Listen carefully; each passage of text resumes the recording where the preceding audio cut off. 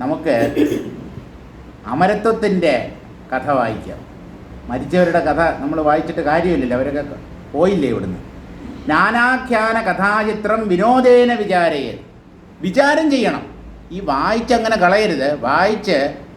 വായിച്ചതിനെ മനനം ചെയ്യണം. അതൊരു തമാശ രൂപത്തിലായാലും മതി. അതായത് വലിയ ഗൗരവമൊന്നുമില്ലാതെ സീരിയസ്നെസ്സോടുകൂടി അല്ലാതെ ഇതൊക്കെ വായിക്കുകയും വിചാരം ചെയ്യുകയും ചെയ്താൽ തന്നെ ആത്മജ്ഞാനം പ്രകാശിക്കും. ഇതം ശാസ്ത്രം പരം യാതി പുമാൻ നാസ്ത്യത്ര സംശയ. ഈ ശാസ്ത്രം വിചാരം ചെയ്യപ്പെട്ടാൽ പരമാത്മതത്വത്തെ ആ വ്യക്തി തീർച്ചയായും കണ്ടെത്തും, ആത്മസാക്ഷാത്കാരം നേടും. ഈ കാര്യത്തിൽ അല്പം പോലും സംശയമില്ല എന്നാണ് വസിഷ്ഠ മഹർഷി പറയുന്നത്. അപ്പോൾ ഇത് കപോലകൽപ്പിതമല്ല എന്ന് പറഞ്ഞാൽ വസിഷ്ഠ മഹർഷിയുടെ അല്ലെങ്കിൽ വാൽമീകി മഹർഷിയുടെ ഭാവനയിൽ ഉരുത്തിരിഞ്ഞതല്ല. ഈ കാര്യം അനാദികാലമായി പുരാണങ്ങളിലും ഉപനിഷത്തുകളിലും വേദങ്ങളിലും ഒക്കെ പറയപ്പെട്ട കാര്യം തന്നെയാണ്. അതിനെ ഒരു നവീന രീതിയിൽ ഒരു പുതിയ മാനം അദ്ദേഹം കൊടുത്തു, ഒരു പുതിയ രീതിയിൽ അവതരിപ്പിച്ചു. അത് അത്യന്തം ഹൃദ്യമാണ്, സരളമാണ്, പെട്ടെന്ന് മനസ്സിലാക്കാൻ പറ്റുന്നതുമാണ്. വിനോദേന കൗതൂഹലേനാവി, അതായത് ഒരു രസത്തിന് വേണ്ടിയെങ്കിലും വായിച്ചാൽ മതി എന്നാണ്. ചുമ്മാ ഒരു തമാശയ്ക്ക് മറ്റൊന്നും വായിക്കാനില്ല എന്നാൽ പിന്നെ ഈ വാസിഷ്ഠ സുധയെടുത്ത് ഒരു 2 പേജ് വായിച്ച് കളയാം. ചുമ്മാ ആത്മജ്ഞാനത്തിന് വേണ്ടിയൊന്നുമല്ല, അങ്ങനെയുള്ള ഉദ്ദേശമൊന്നും ഇല്ല പുള്ളിക്ക്. ചുമ്മാ വീട്ടിലൊരു പുസ്തകം ഉണ്ടല്ലോ, ചുമ്മാ എടുത്തൊന്ന് വായിച്ച് കളയാം. അങ്ങനെ വായിച്ചാൽ പോലും അയാൾക്ക് ഈ ആത്മതത്വത്തെക്കുറിച്ച് വ്യക്തമായ ഒരു ധാരണയുണ്ടാവും. അത് അയാളെ മോക്ഷത്തിലേക്ക് നയിക്കുകയും ചെയ്യും. കൗതൂഹലേരാവി വിചാരയന് പുമാൻ പരമാത്മബോധം യാതി പ്രാപ്നോതി. അയാൾ ആത്മബോധത്തിൽ എത്തിച്ചേരും എന്ന് പറഞ്ഞാൽ ആത്മജ്ഞാനം നേടും. അത്ര വിശേഷമാണ് ഈ ഗ്രന്ഥം. യോ ഹ്യദ്യാപിന സംപ്രാപ്തഃ പണ്ഡിതൈരവിഖണ്ഡിതൈഃ സയിതഃ പ്രാപ്യതേ ബോധഃ സുവർണമിവ സൈകതാത്.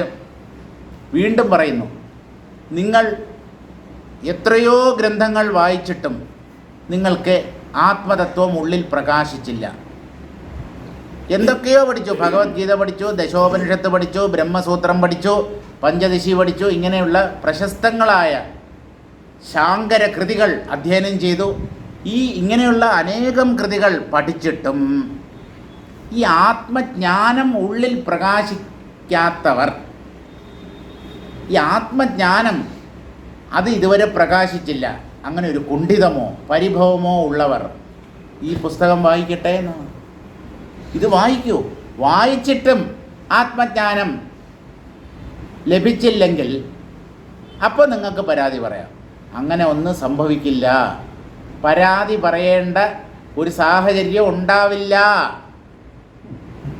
ഉറപ്പായും ജ്ഞാനം ഉള്ളിൽ പ്രകാശിക്കും. ഈ ഗ്രന്ഥം വേണ്ട പോലെ വായിച്ച് മനനം ചെയ്താൽ. യോ ഹ്യദ്യാപിന സംപ്രാപ്തഃ പണ്ഡിതൈരഭിഖണ്ഡിതൈഃ. അനേകം പണ്ഡിതന്മാരുണ്ട്, ശാസ്ത്ര ജ്ഞാനമുള്ളവരുണ്ട്. അവർക്കൊന്നും ഈ ആത്മജ്ഞാനം എല്ലാവർക്കും ഒന്നും ലഭിച്ചിട്ടില്ലല്ലോ. അങ്ങനെ ലഭിക്കാത്ത ഒരു വ്യക്തിക്ക് പോലും സ ഇതഃ പ്രാപ്യതേ ബോധഃ. ഈ ഗ്രന്ഥത്തിനെ അധ്യയനം ചെയ്യുന്നത് കൊണ്ട് അല്ലെങ്കിൽ ഈ ഗ്രന്ഥ പഠനത്തിൽ നിന്ന് അയാൾക്ക് വ്യക്തമായ ആത്മജ്ഞാനം ലഭിക്കും. ഏതുപോലെ സുവർണമിവ സൈകതാത്. സൈകതം എന്നുള്ളതിന് മണൽത്തിട്ട, മണ്ണ് എന്നൊക്കെയാണ് അർത്ഥം. മണ്ണ്, മണൽത്തിട്ട.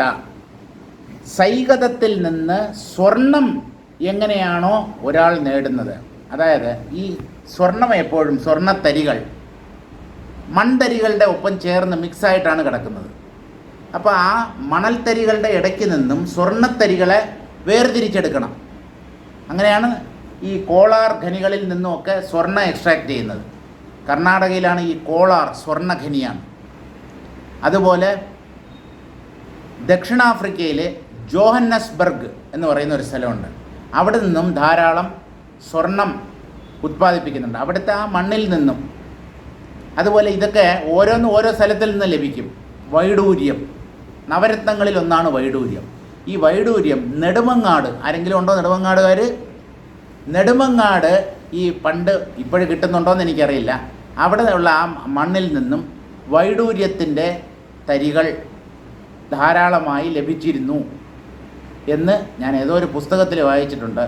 പിന്നെ നമ്മുടെ ആൾക്കാരല്ലേ മൊത്ത അരിച്ചു പറക്കി എല്ലാം ഊറ്റിയെടുത്ത് കാണും, ഒന്നും കാണത്തില്ല അവിടെ.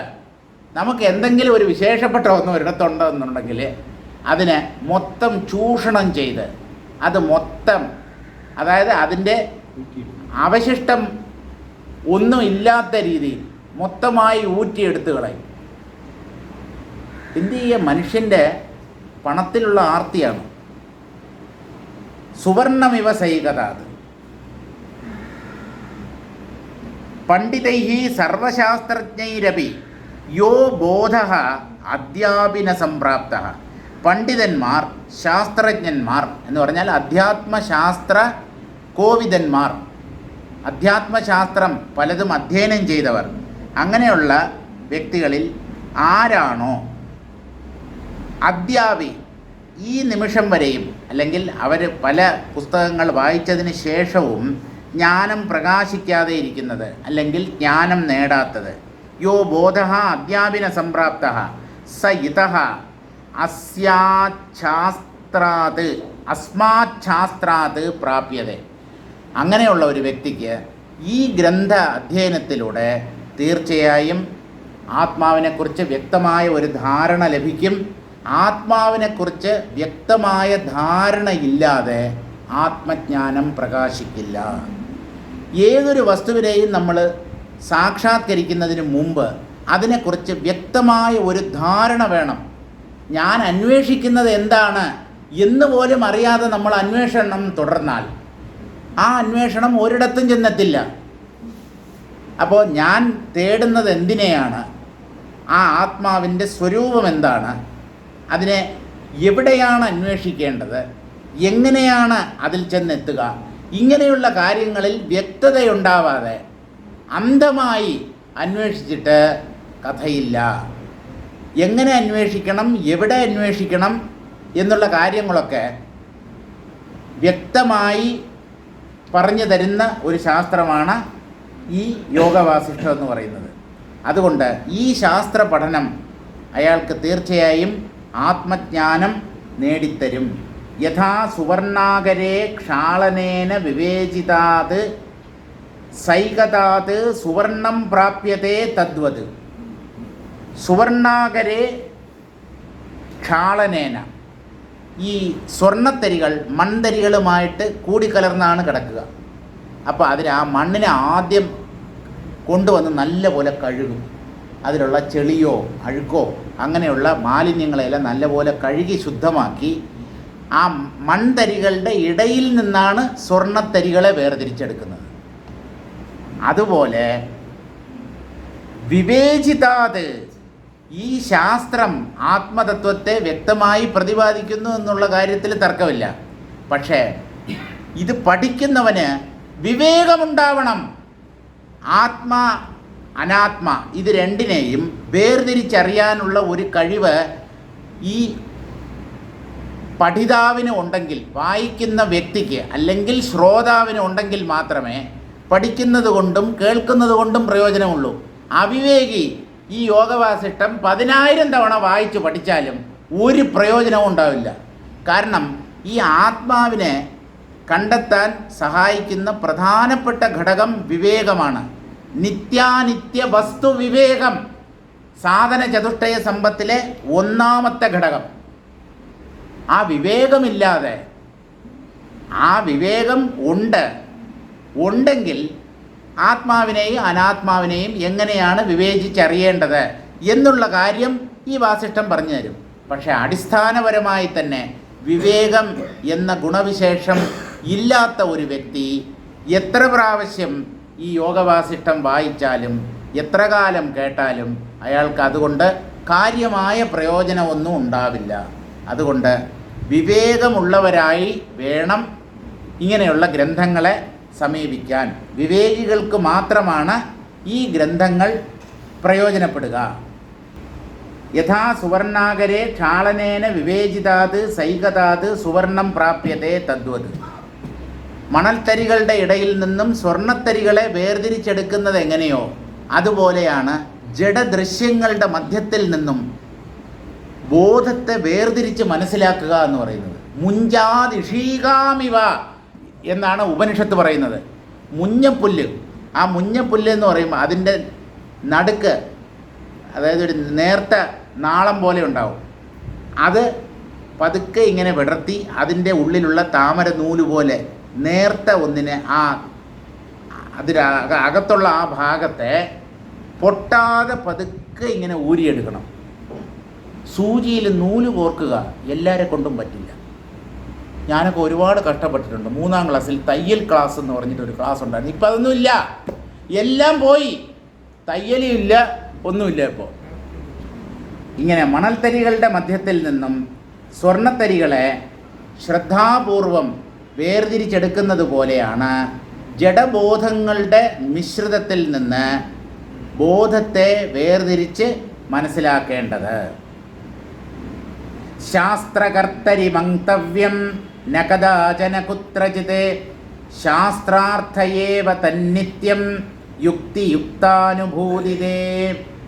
ശാസ്ത്രകർത്തരി മന്തവ്യം ന കദാചന കുത്രചിത്. ശാസ്ത്രം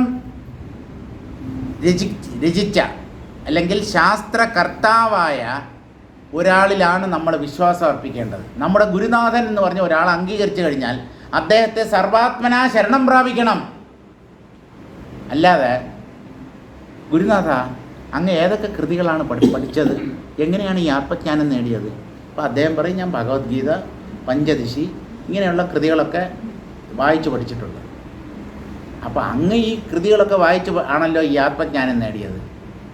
അപ്പോഴേ ഞാൻ പോയിട്ട് പിന്നെ വരാം, ഈ കൃതികൾ ഞാൻ തന്നെ വായിച്ചു പഠിച്ചോളാം. എടാ മണ്ട, അദ്ദേഹം വായിച്ചു പഠിച്ച അദ്ദേഹത്തിന് ജ്ഞാനം ലഭിച്ചു, അതുപോലെ നിനക്കും കിട്ടുമെന്ന് കരുതാൻ നിർവാഹമില്ല. നീ ഒരു ഗുരുവിൽ നിന്ന് തന്നെ ഇത് കേട്ട് മനസ്സിലാക്കണം. അദ്ദേഹം പഠിച്ച പുസ്തകമുണ്ടല്ലോ, അദ്ദേഹം വായിച്ച പുസ്തകമുണ്ടല്ലോ, അതൊന്ന് തന്നു കഴിഞ്ഞാൽ ഞാൻ വായിച്ചിട്ട് തിരിച്ചു കൊണ്ടുവരാം. അദ്ദേഹം എന്താ ലൈബ്രറി നടത്തുകയാണ്, പബ്ലിക് ലൈബ്രറിയാണ്. ഇത് കേവലം ഗ്രന്ഥപഠനത്തിലൂടെ മാത്രം ആർജിക്കേണ്ട ഒന്നല്ല. എന്ത്? അധ്യാത്മവിദ്യ. ആചാര്യനിൽ നിന്ന് ശ്രദ്ധാപൂർവം ഭക്തിയോടുകൂടി കേട്ട് ഉണ്ടാവുന്ന സംശയങ്ങൾക്ക് നിവൃത്തി വരുത്തി, അതായത് സംശയ നിവാരണം വരുത്തിയാണ് മുമ്പോട്ട് പോകേണ്ടത്. അല്ലാതെ വെറും പുസ്തകം അധ്യയനം ചെയ്യുന്നത് കൊണ്ട് മാത്രം ഈ ആത്മവിദ്യ ഉള്ളിൽ പ്രകാശിക്കുകയില്ല. അത് വായിച്ചു. ശാസ്ത്രകർത്തരി മന്തവ്യം. ശാസ്ത്രം എഴുതിയ വ്യക്തിയിൽ വിശ്വാസവും ശ്രദ്ധയും ഉണ്ടാവണം. നമ്മൾ ഈ വസിഷ്ഠ മഹർഷിയുടെ വാക്കുകൾ കേൾക്കുമ്പോൾ വസിഷ്ഠ മഹർഷിയിൽ നമുക്ക് ഭക്തിയും ആദരവും ഉണ്ടായിരിക്കണം. ഏതോ ഒരു കളവ എപ്പോഴോ സംസാരിച്ചത് അങ്ങനെ വിചാരിക്കരുത്. പ്രത്യക്ഷമായി നമ്മുടെ കൺമുമ്പിൽ വസിഷ്ഠ മഹർഷി ആസനസ്ഥനായിരുന്നു കൊണ്ട് നമ്മോട് ഉപദേശിക്കുന്നത് പോലെ വേണം നാം കേൾക്കാൻ. അങ്ങനെ ഒരു മനോഭാവം നമ്മുടെ ഉള്ളിലുണ്ടാവണം. ന കദാചന കുത്രചിത്. മറ്റൊന്നിലും നമ്മുടെ ശ്രദ്ധ വ്യതിചലിക്കരുത്. ശാസ്ത്രാർത്ഥയേവ തന്നിത്യം യുക്തിയുക്താനുഭൂതിതേ. യുക്തിയുക്തമായി ആണ് ശാസ്ത്രങ്ങൾ ഈ ആത്മതത്വത്തെ വിവരിച്ചു തരുന്നത്. അതാണ് നമ്മെ അനുഭവത്തിലേക്ക് നയിക്കുന്നത്. ആ ശാസ്ത്രങ്ങളെ നമ്മൾ തന്നെ നേരിട്ട് വായിച്ച് മനസ്സിലാക്കാം എന്ന് പറഞ്ഞാൽ ഒരു ഗുരുവിൽ നിന്ന് അത് കേട്ട് ഗ്രഹിക്കുന്നത് പോലെ വായിച്ചാൽ മനസ്സിലാവില്ല. അതുകൊണ്ടാണ് അനുഭവസമ്പന്നനായ ആത്മാനുഭൂതി നേടിയ ഒരു ആചാര്യനിൽ നിന്ന് അധ്യാത്മശാസ്ത്രം ശ്രവിക്കണം എന്ന് വേദാന്തം നിഷ്കർഷിക്കുന്നത്. ശാസ്ത്രങ്ങളുടെ അർത്ഥം അതാണ് പ്രധാനം. പക്ഷേ അതിനെ വ്യക്തമാക്കി തരുന്ന ആചാര്യനോട് നമുക്ക് ഭക്തിയും ശ്രദ്ധയും ആദരവും എല്ലാം ഉണ്ടാവണം. നനു അസ്മാത് ശാസ്ത്രാദേവ ജ്ഞാനം ചേത് ഏതത് ശാസ്ത്രകർത്ത കസ്മാത് ശാസ്ത്രാത് ജ്ഞാതവാൻ. ഈ ശാസ്ത്രം അതാണ് വളരെ ശ്രേഷ്ഠം. ഈ യോഗവാസിഷ്ഠം ശ്രദ്ധയോടുകൂടി വായിച്ച് മനസ്സിലാക്കുന്ന ഒരാൾക്ക് ആത്മജ്ഞാനം പ്രകാശിക്കും എന്നാണ് വസിഷ്ഠ മഹർഷി പറയുന്നത്. എന്നാൽ പിന്നെ ഈ വസിഷ്ഠ മഹർഷിയുടെ ആവശ്യം എന്ത്? വസിഷ്ഠ മഹർഷി ആണ് സംസാരിക്കുന്നത്. പക്ഷേ വാൽമീകി രചിച്ച യോഗവാസിഷ്ഠം എന്ന കൃതി നമ്മുടെ മുമ്പിലുള്ളപ്പോൾ എന്നെപ്പോലെ ഒരു കോന്തൻ്റെ വാക്കുകൾ കേൾക്കാൻ നിങ്ങൾ എന്തിനു ഇവിടെ എത്തണം? ഞാൻ എന്നെ ഇൻഫീരിയോറിറ്റി കോംപ്ലക്സ് കൊണ്ട് പറഞ്ഞല്ല കോന്തന്ന്. ഞാനൊന്നുമല്ല.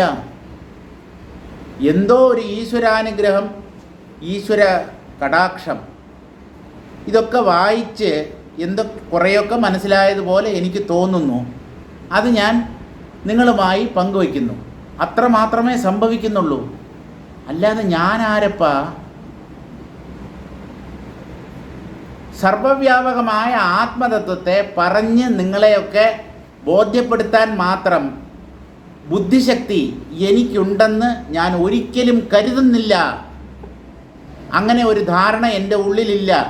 ഞാൻ പറയുമ്പോൾ ചിലപ്പോൾ കൈയും കാലും ഒക്കെ കാണിച്ച് മേശപ്പുറത്ത് ഇടിച്ച് അങ്ങനെ അത് ഉള്ളിൽ നിന്ന് ഉള്ള ഒരു പ്രേരണയാണ്. കാരണം ഈ പറയുന്നത് പരമസത്യമാണ്. ഇത് ശ്രോതാക്കൾ ഗ്രഹിക്കണം. അവരെ ഗ്രഹിക്കാൻ ഞാൻ നിർബന്ധിക്കും. അതിനു വേണ്ടിയാണ് ഇത്ര ശക്തമായി ഈ ശാസ്ത്രത്തെ അവതരിപ്പിക്കുന്നത്. അപ്പോൾ ഈ വസിഷ്ഠ മഹർഷിയുടെ മുഖത്തു നിന്ന് തന്നെ കേൾക്കണോ? അല്ലെങ്കിൽ വാൽമീകി വിരചിതമായ ഈ ഗ്രന്ഥം വായിച്ചാൽ പോരെ? ഒരു ആചാര്യൻ്റെ ആവശ്യകത എന്താണ് എന്ന് ചോദിച്ചാൽ, നനു അസ്മാത് ശാസ്ത്രാദേവ ജ്ഞാനം ചെയ്ത്, ഈ ശാസ്ത്ര പഠനം തന്നെ ഒരാൾക്ക് ആത്മസാക്ഷാത്കാരം നേടിത്തരുമെങ്കിൽ ശാസ്ത്രകർത്ത കസ്മാത് ശാസ്ത്രാജ്ഞാതവാൻ, ഈ ശാസ്ത്രം രചിച്ച, അത് വാൽമീകി മഹർഷി ആവട്ടെ, അല്ലെങ്കിൽ വസിഷ്ഠ മഹർഷിയാണല്ലോ രാമൻ ഉപദേശിക്കുന്നത്. ഈ വസിഷ്ഠ മഹർഷി ജനിക്കുമ്പോൾ തന്നെ ജ്ഞാനിയൊന്നുമല്ലല്ലോ. ആരിൽ നിന്നെങ്കിലും ഏതെങ്കിലും ആചാര്യനിൽ നിന്നായിരിക്കുമല്ലോ വസിഷ്ഠ മഹർഷി ഈ ജ്ഞാനം നേടിയത്. അപ്പോൾ ആ വ്യക്തിയെ സമീപിച്ചാൽ പോരെ? അതായത് നമ്മളൊരു ആചാര്യൻ്റെ അടുത്ത് ചെല്ലുമ്പോൾ, ആചാര്യ അങ്ങ് ആരിൽ നിന്നാണ് ഗ്രഹിച്ചത്? അങ്ങയുടെ അധ്യാപകൻ ആരാണ്? അത് ഇന്ന ആളിൽ നിന്നാണ് ഞാൻ ഈ അധ്യാത്മവിദ്യ ഗ്രഹിച്ചത്. അപ്പോൾ ഞാൻ അവിടെ പോയാൽ പോരെ? അങ്ങയുടെ അടുത്ത് എന്തിനാണ് വരേണ്ടത്? അങ്ങനെ പറയരുത്. ഈ മറ്റേ വ്യക്തിയുണ്ടല്ലോ, അതായത് ആചാര്യൻ്റെയും ആചാര്യൻ, അദ്ദേഹം ചിലപ്പോൾ ജീവിച്ചിരിപ്പുണ്ടാവില്ല. പരലോകത്ത് നിന്ന് നിങ്ങൾ കാണുമോ അദ്ദേഹത്തെ? അവിടെ ചെന്ന് അദ്ദേഹത്തിൽ നിന്ന് ഈ അധ്യാത്മവിദ്യ നിങ്ങൾക്ക് ഗ്രഹിക്കാൻ പറ്റുമോ? അപ്പോൾ ഒരാൾ ആചാര്യനായി സ്വീകരിക്കുന്നു, ഗുരുവായി സ്വീകരിക്കുന്നു, അദ്ദേഹത്തെ സർവാത്മന ശരണം പ്രാപിക്കുന്നു. അങ്ങനെയാണ് ഈ അധ്യാത്മവിദ്യ പരമ്പരകളായി കൈമാറി ഇപ്പോൾ നമ്മുടെ കൈകളിൽ എത്തിയിട്ടുള്ളത്. ശാസ്ത്രകർത്ത കസ്മാത് ശാസ്ത്രാത് ജ്ഞാതവാൻ, ഈ ശാസ്ത്രം രചിച്ച അല്ലെങ്കിൽ ഈ അധ്യാത്മവിദ്യ പ്രതിപാദിക്കുന്ന ആ വ്യക്തി ഏത് പുസ്തകത്തിൽ നിന്നാണ് ഇതൊക്കെ ഗ്രഹിച്ചത്, അല്ലെങ്കിൽ ഏത് വ്യക്തിയിൽ നിന്നാണ് ഇതൊക്കെ മനസ്സിലാക്കിയത്? യതയേവ സജ്ഞാതവാൻ, അദ്ദേഹം ആരിൽ നിന്നാണോ ഈ ആത്മവിദ്യ കരസ്ഥമാക്കിയത്, തതയേവ വയമപി ജ്ഞാസ്യാമഹ, അവിടുന്ന് തന്നെ ഞാനും ഈ വിദ്യ നേടാൻ ശ്രമിക്കാം. അതായത് ഒരാൾ വെള്ളം കൊണ്ടുവരികയാണ്, കുടിവെള്ളം ബക്കറ്റിലോ അല്ലെങ്കിൽ ഒരു പാത്രത്തിലോ കൊണ്ടുവരികയാണ്. നമുക്കും വെള്ളം ആവശ്യമുണ്ട്. എവിടുന്നാണ് ഈ വെള്ളം കൊണ്ടുവരുന്നത്? അത് അടുത്തൊരു കുളമുണ്ട്, നല്ല ശുദ്ധജലമാണ്, ആ കുളത്തിൽ നിന്നാണ് കൊണ്ടുവരുന്നത് എന്ന് പറഞ്ഞാൽ നമ്മളും ആ കുളത്തിൽ തന്നെ ചെന്ന് ആ വെള്ളം എടുത്താൽ പോരെ? അതുപോലെ പറ്റില്ല. ഒരാചാര്യൻ ശാസ്ത്രങ്ങളുടെ സാരത്തെ മനസ്സിലാക്കി ആ അധ്യാത്മവിദ്യയിൽ നിഷ്ണാതനായി മാറി ഈ ആത്മജ്ഞാനം നേടിയ വ്യക്തിയാണ്. അദ്ദേഹത്തിന് ഒരു ശാസ്ത്രത്തിൽ നിന്നാണ് ഈ അറിവ് ലഭിച്ചിട്ടുള്ളത് എന്നുള്ളത് കൊണ്ട് നിങ്ങൾ നേരിട്ട് ആ ശാസ്ത്രം പഠിച്ചാൽ നിങ്ങൾക്ക് ഈ ജ്ഞാനം പ്രകാശിക്കണം എന്ന് നിർബന്ധമില്ല. ഈ വ്യക്തിയിൽ നിന്നായിരിക്കും ഒരുപക്ഷെ നിങ്ങൾക്ക് ജ്ഞാനം കിട്ടുക. അതുകൊണ്ട് അങ്ങ് പഠിച്ച ആ ഗ്രന്ഥം ഞാൻ വായിച്ച് മനസ്സിലാക്കിക്കൊള്ളാം, അവിടുന്ന് തന്നെ ഈ അറിവ് ഞാൻ നേടാം എന്ന് വിചാരിക്കുന്നത് ശരിയല്ല. യതി അജ്ഞാത്വൈവ ഏതത് ശാസ്ത്രം പ്രണീതവാൻ. ഇനി ഇതൊക്കെ പറയുന്നവർ, അധ്യാത്മ പ്രഭാഷണം നടത്തുന്നവരെല്ലാവരും ജ്ഞാനികളല്ല എന്ന് നിങ്ങൾ ദയവായി മനസ്സിലാക്കണം. ജ്ഞാനം നേടിയവർ മാത്രമേ ഈ വിദ്യയെക്കുറിച്ച് സംസാരിക്കാൻ സമർത്ഥരാകൂ എന്നൊരു വിചാരമുണ്ടെങ്കിൽ നിങ്ങൾക്ക് തെറ്റി. ജ്ഞാനം നേടാത്ത ഒരു വ്യക്തി, ബുദ്ധിപരമായി ഈ ശാസ്ത്രങ്ങളൊക്കെ വേണ്ടവണ്ണം ഗ്രഹിച്ച ഒരു വ്യക്തിക്ക് പോലും നല്ലതുപോലെ പ്രഭാഷണം ചെയ്യാൻ പറ്റും. അതുകൊണ്ട് ഇതൊക്കെ പറഞ്ഞു നടക്കുന്നവർ, പ്രഭാഷണം ചെയ്യുന്നവരൊക്കെ ജ്ഞാനികളാണ് എന്ന് ദയവായി നിങ്ങൾ വിചാരിക്കരുത്. അവരിൽ ജ്ഞാനികളുണ്ടാവാം, പക്ഷേ ഈ സംസാരിക്കുന്നവരെല്ലാവരും ജ്ഞാനികളാവണം എന്ന് നിർബന്ധമില്ല. യതി അജ്ഞാത്വൈവ ഏതത് ശാസ്ത്രം പ്രണീതവാൻ. ഒരു ശാസ്ത്രം രചിക്കുന്ന വ്യക്തി ആ ശാസ്ത്രത്തിൽ പറയപ്പെട്ടിട്ടുള്ള കാര്യത്തെ സാക്ഷാത്കരിക്കാതെയാണ് ഗ്രന്ഥരചന നടത്തിയതെങ്കിൽ തർഹി അസ്മാത് ശാസ്ത്രാത് ജ്ഞാനോദയേ കാ പ്രത്യാശേതി ശങ്കമാനാൻ പ്രത്യാഹ. ശാസ്ത്രം രചിക്കുന്ന വ്യക്തിക്ക് തന്നെ ആത്മാനുഭവം കിട്ടിയില്ല എങ്കിൽ അദ്ദേഹത്തിൻ്റെ ഗ്രന്ഥം വായിക്കുന്ന ഒരാളുടെ ഉള്ളിൽ എങ്ങനെ ആത്മജ്ഞാനം പ്രകാശിക്കും? അങ്ങനെ നിങ്ങൾ സംശയിക്കേണ്ട എന്നാണ്. ഇപ്പോൾ ഞാൻ ഈ യോഗവാസിഷ്ഠത്തിൽ പറഞ്ഞിട്ടുള്ള ശ്ലോകങ്ങളുടെ അർത്ഥം നിങ്ങളുടെ മുമ്പിൽ അവതരിപ്പിക്കുന്നു എന്നെക്കൊണ്ട് പറ്റുന്ന രീതിയിൽ. എനിക്ക് ഒരുപക്ഷെ ജ്ഞാനം ലഭിച്ചിട്ടുണ്ടാവില്ല, പക്ഷേ കേൾക്കുന്ന നിങ്ങളിൽ പലരും ജ്ഞാനികളായി മാറിയേക്കാം. അതിനുള്ള സാധ്യതയുണ്ട്. അതെങ്ങനെയെന്ന് ചോദിച്ചാൽ അങ്ങനെ സംഭവിക്കാം എന്നാണ് പറയുന്നത്.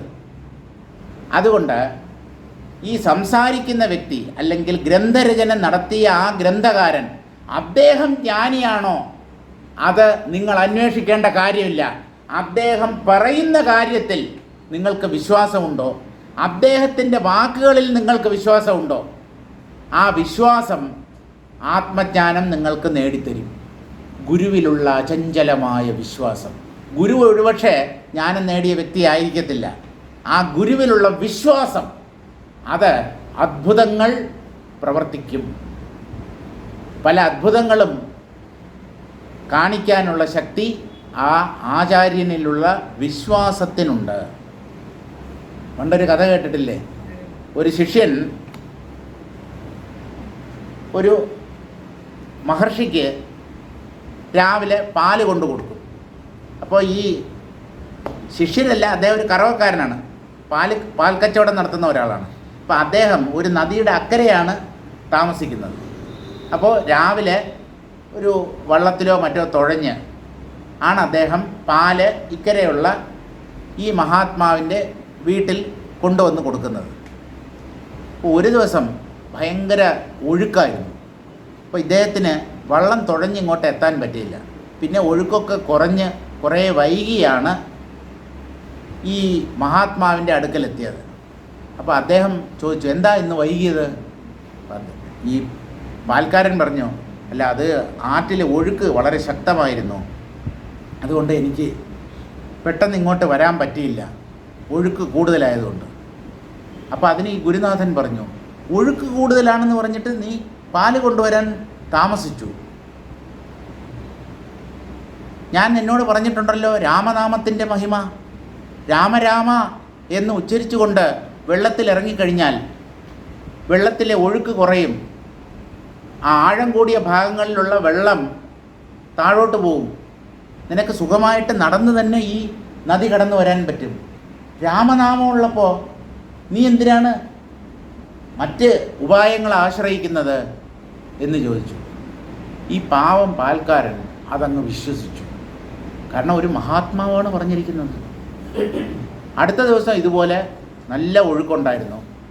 ഗുരുവിൻ്റെ വാക്ക് വിശ്വസിച്ച് രാമരാമ എന്ന് പറഞ്ഞുകൊണ്ട് അദ്ദേഹം ആറ്റിലേക്ക് ഇറങ്ങി. വെള്ളം കുറഞ്ഞു. അതായത് ഇദ്ദേഹം നടന്നു വരുന്ന ആ വഴിയിൽ ഉള്ള വെള്ളത്തിൻ്റെ ആ ജലനിരപ്പ് കുറഞ്ഞു. സുഖമായി നടന്ന് തന്നെ നദി മുറിച്ച് കടന്ന് കൃത്യസമയത്ത് തന്നെ പാല് കൊണ്ടെത്തിച്ചു. അപ്പോൾ ചോദിച്ചു അപ്പോൾ ആ ഗുരുനാഥൻ ചോദിച്ചു, ഇന്ന് ആറ്റിൽ വെള്ളം ഇല്ലായിരുന്നോ? ഇന്ന് അത്ര വലിയ ഒഴുക്കില്ലായിരുന്നു അല്ലേ എന്ന്? അല്ല, ഒഴുക്കുണ്ടായിരുന്നു. പിന്നെ എങ്ങനെ നീ എത്തി?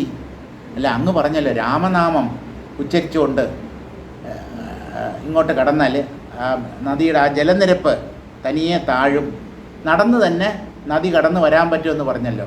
ആ ഉപായമാണ് ഞാൻ സ്വീകരിച്ചത്. ഗുരുനാഥൻ ഞെട്ടിപ്പോയി. കാരണം അദ്ദേഹത്തിന് വലിയ വിശ്വാസമൊന്നുമില്ല, ചുമ്മാ ഒരു തള്ളിയതാണ്. ഏത് രാമനാമത്തിൻ്റെ മഹിമ എന്ന് പറഞ്ഞിട്ട്. എന്നാലും അതൊന്ന് കാണണമല്ലോ എന്ന് വിചാരിച്ച് ഈ പാൽക്കാരനെയും വിളിച്ചുകൊണ്ട് നദിയുടെ കരയിലെത്തി.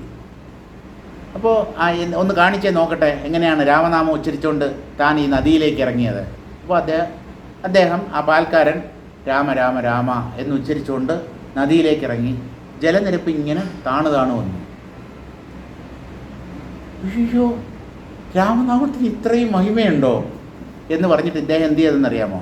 രാമ രാമ എന്ന് ചൊല്ലിയിട്ട് മുണ്ട് മടക്കി കുത്തി. എന്തിനെന്നോ? മുണ്ട് നനയാതിരിക്കാൻ. അപ്പോൾ എത്ര കണ്ട് വിശ്വാസമുണ്ട് ഇയാൾക്ക് രാമനാമത്തിൽ? ഇവിടെ രാമനാമൻ രക്ഷിക്കും, ആ ജലനിരപ്പ് കുറയും എന്ന് ഉറപ്പുള്ള ഒരു വ്യക്തി എന്തിനാണ് മുണ്ട് മടക്കി കൊത്തുന്നത്? അപ്പോൾ ഇത്രയേ ഉള്ളൂ. ഗുരുവിന് അദ്ദേഹം പറഞ്ഞ കാര്യത്തിൽ വിശ്വാസമില്ലായിരുന്നു. ശിഷ്യൻ, അയാൾ വിദ്യാഭ്യാസമൊന്നുമില്ല, വലിയ പഠിപ്പോ ഒന്നും ഇല്ലാത്ത ആളാണ്. പക്ഷേ അദ്ദേഹം ഗുരുവിൻ്റെ വാക്കുകളിൽ വിശ്വസിച്ചു. ആ ഗുരുനാഥൻ്റെ ഉപദേശത്തെ ശിരസാ വഹിച്ചു. അങ്ങനെ അദ്ദേഹത്തിന് രാമനാമത്തിൻ്റെ മഹത്വം മനസ്സിലായി. അദ്ദേഹത്തിന് നദി കടന്നു വരാൻ പറ്റി. ഗുരുവിന് അത്ര വിശ്വാസമില്ല. പറഞ്ഞത് ശരിയാണ്, രാമനാമൻ രക്ഷിക്കുമെന്നുള്ളത്. പക്ഷേ അതിൽ ഗുരുവിന് വിശ്വാസമില്ല. പക്ഷെ ആ ഗുരു പറഞ്ഞ കാര്യത്തിൽ ശിഷ്യൻ വിശ്വസിച്ചു, പൂർണ്ണമായി വിശ്വസിച്ചു. ആ വിശ്വാസം അതിൻ്റേതായ ഫലം ചെയ്തു. അതുപോലെയാണ് യതി അജ്ഞാത്വൈവ ഏത ശാസ്ത്രം പ്രണീതവാൻ. ഈ ആത്മതത്വത്തെ അറിയാതെ തന്നെയാണ് ഒരാൾ ഗ്രന്ഥരചന നടത്തുന്നതെങ്കിൽ തർഹി അസ്മാത് ശാസ്ത്രാത് ജ്ഞാനോദയേ കാ പ്രത്യാശ. എഴുതിയവന് തന്നെ ആത്മജ്ഞാനം ലഭിച്ചില്ല എങ്കിൽ ആ ഗ്രന്ഥം വായിക്കുന്ന ഒരാൾക്ക് എങ്ങനെയാണ് ആത്മജ്ഞാനം ലഭിക്കുക? അത് നിങ്ങൾ നോക്കണ്ട. ഗ്രന്ഥകാരന് ചിലപ്പോൾ ജ്ഞാനം ലഭിച്ചിട്ടില്ലായിരിക്കും. ആ ഗ്രന്ഥം ഗുരുനാഥനിലുള്ള ഭക്തിയോടും വിശ്വാസത്തോടും കൂടി പഠിക്കുന്ന ഒരു വ്യക്തിക്ക് അയാൾക്ക് ജ്ഞാനം ലഭിച്ചു എന്ന് വരാം. എന്തുകൊണ്ട് ലഭിച്ചൂടാ? അതുകൊണ്ട് വസിഷ്ഠ മഹർഷി പറയാൻ ഉദ്ദേശിക്കുന്നത് ഇത്രയേ ഉള്ളൂ. ഞാൻ ജ്ഞാനിയാണോ ഇല്ലയോ എന്ന് നിങ്ങൾ നോക്കണ്ട. ഞാൻ പറയുന്ന വാക്കുകൾ ശ്രദ്ധിക്കൂ. എൻ്റെ വാക്കുകളിൽ നിങ്ങൾക്ക് വിശ്വാസമുണ്ടോ? നിങ്ങൾക്ക് തീർച്ചയായും ആത്മജ്ഞാനം ലഭിക്കും. ഈ പറയുന്ന വസിഷ്ഠ മഹർഷി അല്ലെങ്കിൽ ഗ്രന്ഥകർത്താവായ വാൽമീകി ജ്ഞാനി ആയിരുന്നോ? That is none of your business. നിങ്ങൾക്ക് ജ്ഞാനം വേണോ? ഈ ഗ്രന്ഥത്തെ വായിക്കൂ. ഈ ഗ്രന്ഥകാരൻ ജ്ഞാനിയോ അജ്ഞാനിയോ ആരോ ആയിക്കോട്ടെ, ഗ്രന്ഥകാരൻ അജ്ഞാനിയാണെങ്കിൽ അദ്ദേഹത്തെ നിങ്ങൾ ഒരിക്കലും വിശ്വസിക്കാൻ പോകുന്നില്ല. അദ്ദേഹത്തിൻ്റെ രചനയിലും നിങ്ങൾക്ക് വിശ്വാസം ഉണ്ടാവില്ല. ഇനി അദ്ദേഹം ജ്ഞാനിയാണെങ്കിലും അദ്ദേഹത്തിൻ്റെ വാക്കുകളെ നിങ്ങൾക്ക് വേണമെങ്കിൽ വിശ്വസിക്കാതിരിക്കാം. ഈ വിശ്വാസം എന്ന് പറയുന്നത് ഈശ്വര കൃപ കൊണ്ടുണ്ടാകുന്നതാണ്. ഒരു വ്യക്തിയുടെ വാക്കുകളെ വിശ്വസിക്കുക, അല്ലെങ്കിൽ ആ വ്യക്തിയെ തന്നെ വിശ്വസിക്കുക, അതെന്ന് പറയുന്നത് പലപ്പോഴും ആ വിശ്വാസം തെറ്റായിരിക്കാം. നമ്മൾ മഹാനാണ്, മഹാത്മാവാണെന്ന് പറഞ്ഞിട്ട് ഒരാളെ സമീപിക്കും. അവസാനം അയാൾ നമ്മെക്കാളും വലിയ തൊട്ടിയായിരിക്കും. ലോകമഹാ തൊട്ടി, LMT എന്ന് പറയും. ലോകമഹാ തൊട്ടിയായിരിക്കും അയാൾ. അങ്ങനെ അബദ്ധം പറ്റാറുണ്ട്. പക്ഷേ ദൈവകൃപയുണ്ടെങ്കിൽ ശരിയായ ആളിൻ്റെ അടുത്ത് തന്നെ നമ്മൾ ചെന്ന് പറ്റും. നമുക്ക് അബദ്ധം പിണയില്ല. അതിനാണ് ഈശ്വര കൃപ എന്ന് പറയുന്നത്. അപ്പോൾ ഗ്രന്ഥകാരൻ തന്നെ അജ്ഞാനിയാണ് അഥവാ ആത്മജ്ഞാനം നേടാത്തവനാണ് എങ്കിൽ അസ്മാത് ശാസ്ത്രജ്ഞാനോദയേ കാ പ്രത്യാശ, ഈ ശാസ്ത്രത്തെ മറ്റുള്ളവർ എങ്ങനെ വിശ്വസിക്കും, ഇതിനെ പ്രത്യാശയോടുകൂടി എങ്ങനെ സമീപിക്കും എന്ന് ചോദിച്ചാൽ ശങ്കമാനാൻ പ്രത്യാഹ, അങ്ങനെ സംശയിക്കുന്നവരെ ഉദ്ദേശിച്ചാണ് വസിഷ്ഠ മഹർഷി ഈ പദ്യം പറയുന്നത്. യദ്യേതത് ശാസ്ത്രം യുക്തിയുക്തം അനുഭവ പര്യവസിതം ച ന സ്യാത് തഥാ ഏതത് കർത്തൃബോധമൂലക പ്രാമാണ്യം ഏതത് ശാസ്ത്രമിതി തത് കർത്തരി ബോധഹേതു ചിന്തയാ മങ്തവ്യം സ്യാത്. നിങ്ങൾ ഒരൊറ്റ കാര്യം മാത്രം ശ്രദ്ധിച്ചാൽ മതി. ഒരു ശാസ്ത്രകാരൻ്റെ വാക്ക് കേട്ട് അതിൽ വിശ്വസിച്ച് അദ്ദേഹത്തിൻ്റെ നിർദ്ദേശങ്ങൾ പിന്തുടർന്ന് നിങ്ങൾക്ക് ആത്മജ്ഞാനം ലഭിച്ചു എങ്കിൽ ആ വാക്ക് പറഞ്ഞവൻ, ആ ഗ്രന്ഥം എഴുതിയവൻ ആത്മജ്ഞാനിയായിരിക്കും എന്ന് നിങ്ങൾക്ക് ഉറപ്പിക്കാം. പക്ഷേ അയാൾ ആത്മജ്ഞാനിയാണോ അല്ലയോ എന്ന് തീരുമാനിച്ചിട്ട് ഞാൻ അദ്ദേഹത്തിൻ്റെ വാക്ക് ശ്രവിക്കാം അല്ലെങ്കിൽ പുസ്തകം വായിക്കാം എന്ന് പറഞ്ഞാൽ നടപ്പില്ല. നിങ്ങളിത് പരീക്ഷിച്ച് നോക്കൂ. ഒരു ഡോക്ടർ നല്ല ഡോക്ടറാണോ അല്ലയോ, മിടുക്കനായ ഒരു ഡോക്ടറാണോ അല്ലയോ, ഡോക്ടറുടെ കോട്ടും സൂട്ടും ഒക്കെ കണ്ടാൽ മനസ്സിലാവുമോ?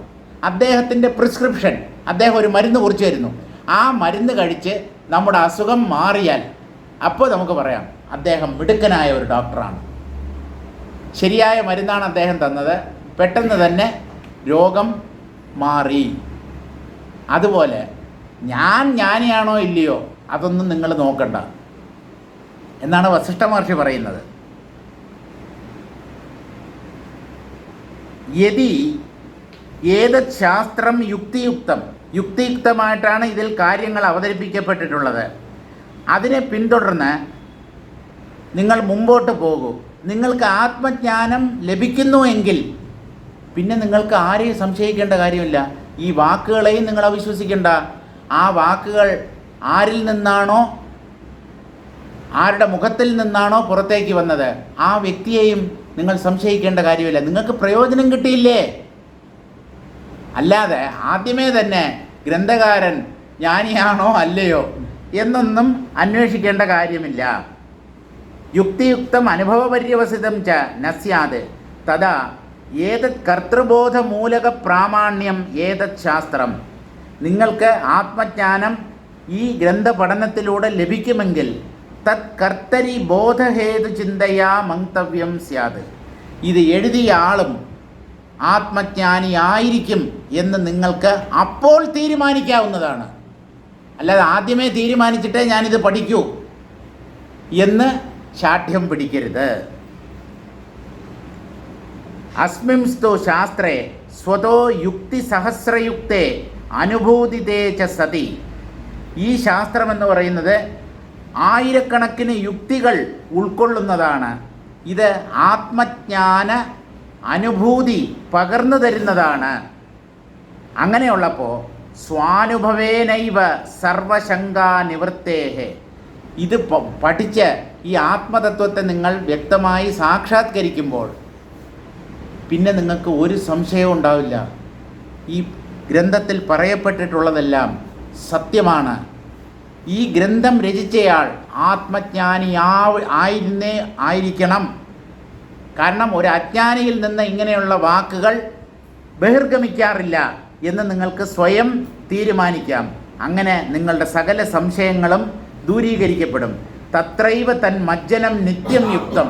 അതുകൊണ്ട് അധ്യാത്മശാസ്ത്രം അതിലായിരിക്കണം നമ്മുടെ ശ്രദ്ധ. അത് പറയുന്ന ആളിനെ നിങ്ങൾ എന്തിനു നോക്കുന്നു? അയാൾ ഇതൊക്കെ ജീവിതത്തിൽ പകർത്തുന്ന ആളാണോ, അല്ലെങ്കിൽ അയാൾ ആത്മജ്ഞാനം നേടിയ വ്യക്തിയാണോ?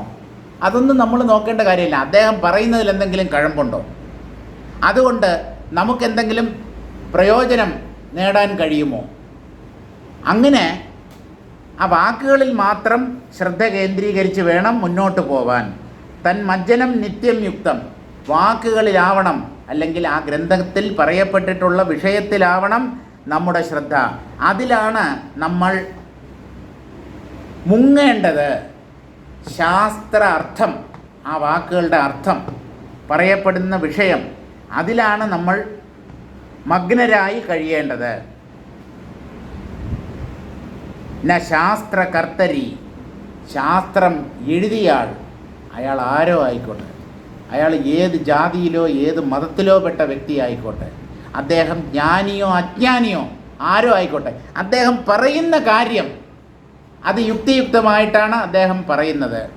അതിനെ അനുധാവനം ചെയ്ത് നമുക്ക് ആത്മജ്ഞാനം നേടാൻ കഴിയും എന്നുണ്ടെങ്കിൽ, ആത്മജ്ഞാനം നേടിക്കഴിയുമ്പോൾ ഈ ഗ്രന്ഥത്തിൻ്റെ പ്രയോജനം നമുക്ക് ലഭിച്ചു കഴിഞ്ഞു. ആ ആചാര്യനും അദ്ദേഹവും ആത്മജ്ഞാനി ആയിരിക്കണം, അല്ലെങ്കിൽ ആണ് എന്നുള്ള തീരുമാനത്തിൽ നമുക്കെത്താൻ കഴിയും. ബോധശങ്കയ കഥാചിത് മങ്തവ്യം ഇത്യർത്ഥ. ശാസ്ത്രകർത്താവ് ജ്ഞാനിയാണോ അല്ലയോ, അങ്ങനെയുള്ള ചിന്ത നിങ്ങളുടെ ഉള്ളിൽ ഒരിക്കലും വരരുത്. ചിലരങ്ങനെയാണ്.